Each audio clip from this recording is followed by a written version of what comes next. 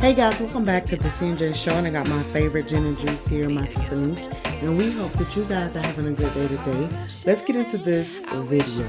Okay, we have a short clip of Red Grant explaining what took place prior to the whole incident that we seen with Wanda Smith and Katt Williams. Although this has been years ago, but hey, let's just get into it. Look at this clip and then we'll be back. He's sitting in the green room with me.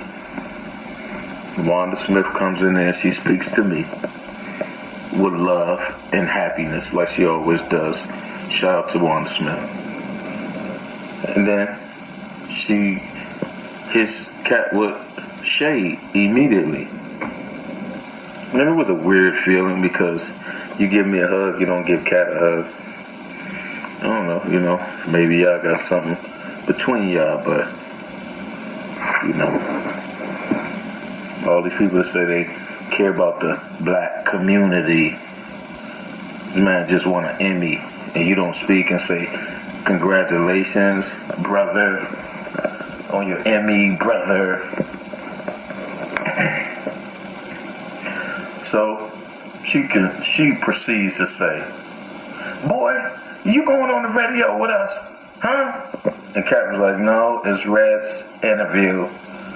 I'm not going even in the station. I'm just here to chill. Boy, get your butt in here. Get in here. Get in here. And I'm like, why is she talking to Katt like a little boy?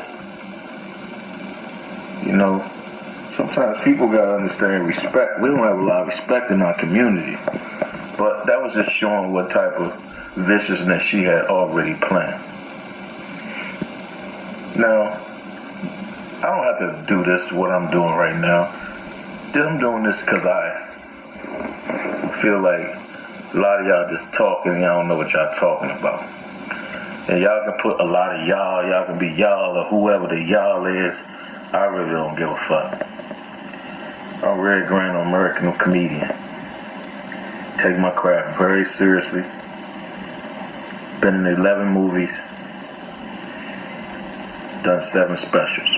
Who gives a fuck? Who really gives a fuck? Everybody talking about respect and all that shit. Who gives a fuck? People are so disrespectful in their respect. How you gonna be talking about you respectful and disrespectful at the same time? People be talking, they don't know what the fuck they talking about. Period, point blank, nothing. So Katt comes in the studio, puts the headphones on and everything. And here she go, taking shots at my man about his kids. He takes his headphones off, he leaves again. They send a producer after him. He comes back in there. He sits down, he's quiet, which you see what happens after that. The interview starts, and that's what happened. Whoa. Now, what you don't see is during the break, when they're going back and forth at each other. And it's fun, everybody's laughing, But where it went wrong is just, certain people say certain things out their mouth, and it's disrespectful. Everybody know Katt has history with the law, so why bring up the law if you know that's the history? Because if you bring up what's the history, you're going to bring up your real shit, and which he did. You're going to talk about that man's hair, you're going to talk about off camera the kids. Okay, so there you have it.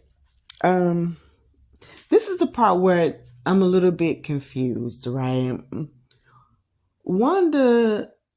Miss Wanda, say that she was so hyped to see Katt Williams, but yet, with all that hype, you go inside of this green room.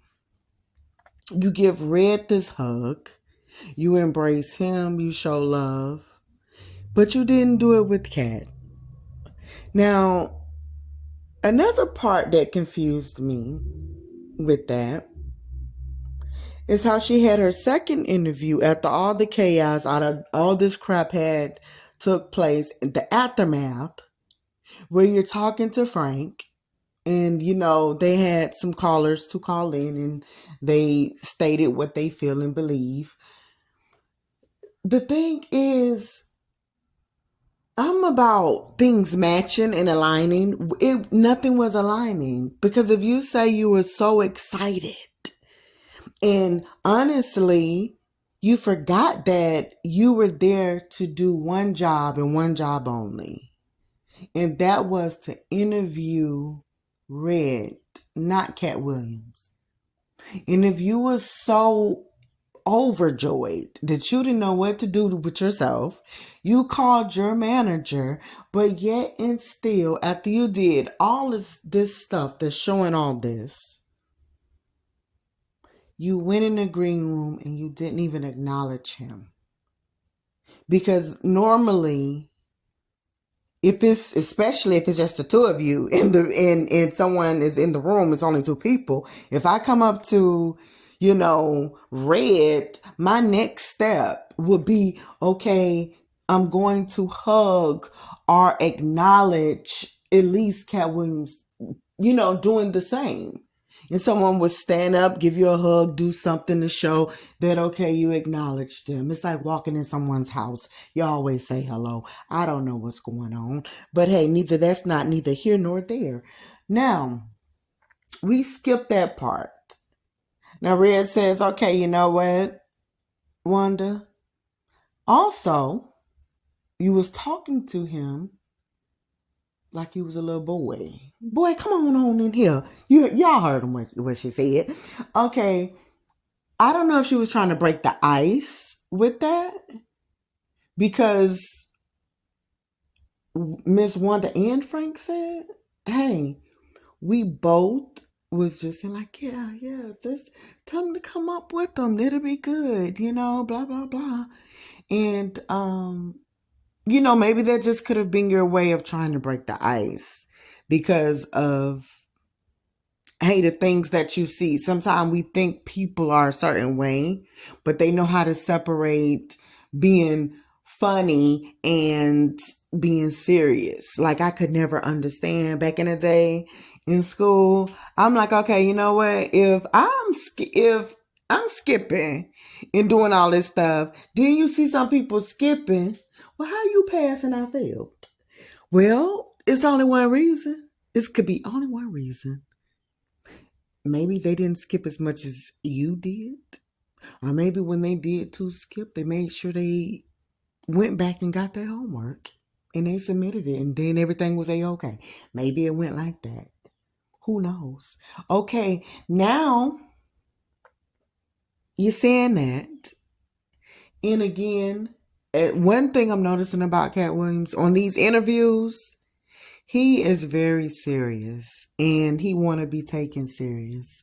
And when it's an interview, he look at it like this is an intimate moment. I'm not here to play. I don't even, if I have to slay, I will. But I want to be just up close, personal. And if I have to crack a joke here and there, I will.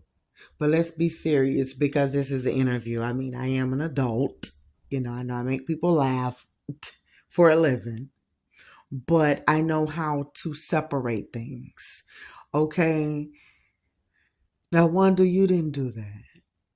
I mean, I'm just being honest. You didn't. You got in there and it's like you totally forgot being professional. That you forgot that you was at work. You was the only person that seemed to have forgotten that you was at work. Okay? I understand you say you never met him before. So you could have been nervous. People be nervous for the first time. We all have had that experience. But you got to gather yourself. You did not act, like you was doing an interview. You act more so like you was the intern. and you was there in training mode. You was there to watch Frank. And then you just was kind of like excited, so you asked a few questions. If the man said, let's not speak about my kids and the jail thing, why did you bring it up? Now, I admit, I know some of the jokes that you did or some of the things was after the fact that certain things came out. So if the very first time you mentioned something about the kids and he got up, took the headsets off, left from out of the room, and the producers had to go back to get him, I don't know why someone that's above you didn't tell you cut the crap. You continue to go on. Hey, you're gonna go home for the day. Or maybe even go home for the rest of your time, okay, from here. You just won't be here. We'll figure out how it's going to go to be Frank and somebody else. Don't do it. You're working, honey. It don't matter. When people are playing football, doesn't matter how big they are. When they're on stage, when they're singing, whatever it is that they're doing, they still have to understand if you don't own anything, you're up underneath someone. So you're working. You still got to be professional. Still. And this goes too for those dollar store people that be at work. I notice almost every dollar store person at the cashier. I don't know if you guys are upset. I don't know why y'all just say hello or just say hey and just scan people's stuff. I mean, I'm yet to really go into a dollar store and find somebody that's being so happy and so nice. A job is a job. It pays you, right? You still got to give good customer service. Okay. Followed after all of that stuff, this stuff didn't took place. How you cook? What you make? What you love to eat? Spaghetti, steak, ham, turkey, hog mugs, oxtails, rice, beans, okra, noodles. What is your favorite thing to make? Okay, he's laughing at you. Okay, nothing is working.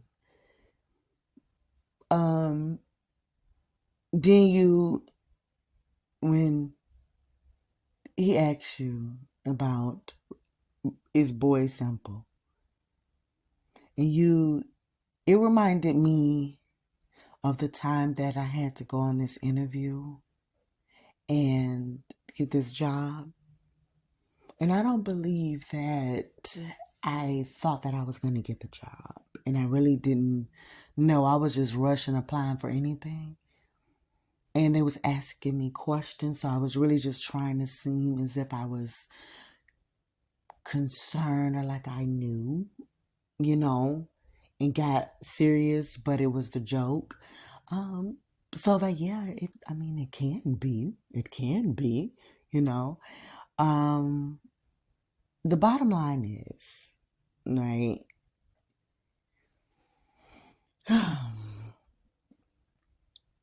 not just you was cutting them off as if you guys was a team. See, you can cut Frank off because y'all work together. Y'all co-hosts. It's fine. But whoever you're interviewing, you got to be professional. You got to shut up and you got to listen to what they're saying. Okay, that you didn't do. And that's the reason why you end up saying broccoli. That was the worst thing to do. Guys, listen, I'm going to say this, and I don't mean anything by it. Please, because I know you can't say nothing these days because everybody, start thinking stuff and getting their feelings. But I feel like if you have weight on you just a little bit, or, just different things, I hate to see people, even though they eat different things, we all eat different things no matter what. I hate to see them say, oh, I just had a salad. I love salad. That's your first answer. You may very well love salad. You may very well, know how to cook some broccoli. But that would have been the last thing I said. The very last. Because it just don't seem believable. Not only that, you were so distracted that if someone asks you what's your favorite thing to cook, most people be like, oh, spaghetti, lasagna, chicken or something. I've never heard broccoli, nor have I ever heard corn on the cob. Now that's corn on the cob is my favorite vegetable. Okay. But that's it. You know what? I take that back. You can say corn on the cob because in the Spanish cultural and stuff, and Mexicans, they know how to make that corn. It's called street corn.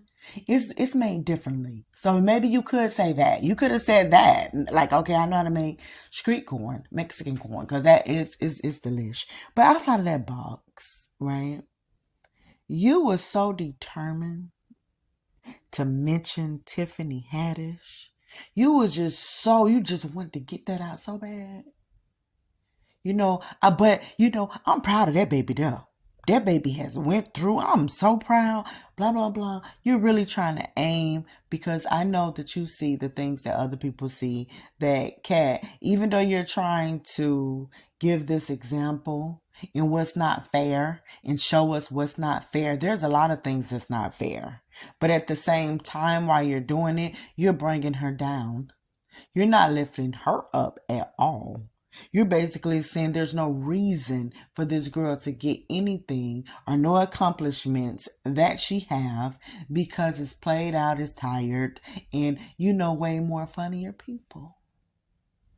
I'm pretty sure a lot of people can say a lot of things when they look at certain things and they look at the positions that they're in. I mean, I just think that's a dumb way to carry on. So I can understand her feeling like, no, I'm gonna take up for her, especially by saying you went to go and see Girls Trip 3 times. I don't believe that. 2 is the limit, not 3.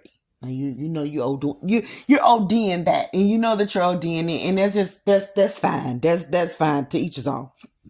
The whole thing was you was set out to get this man for whatever reason, to get something. Maybe you want to go viral, which you did, but the jokes end up being on you. And anytime that listen, Cat Williams is not just funny. This man is very smart, gifted. IQ is at its finest and highest. With people like that, you got to be sharp. That's why every interview that this man has ever went on, people be left dumbfounded, seeming like they don't know what to say. Like they just, you got to be quick with people like him because they'll get you in a spot where you don't know what to say, or you never heard of it, or you just like, okay, shoot, if I never heard of this and I don't have knowledge of it, I can't proceed on. Like I can only say okay, and that's it. That's it. And nobody's trying to be a club Shay, and only say, hey, cat,